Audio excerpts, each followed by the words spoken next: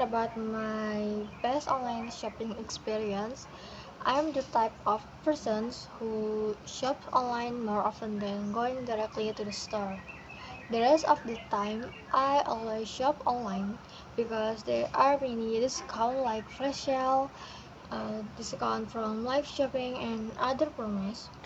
A few days ago, I was bought a jeans on Shopee. The name of the store is Orange Indonesia Official Shop. There are many types of pants and various models of clothes, but the one I bought was jeans. This is the jeans, and the model is a high waist skinny fit with a light blue color in size L, and the denim material is thick and high quality. And I really like this jeans because it fit my expectations, and I also didn't expect to get it at such a cheap price.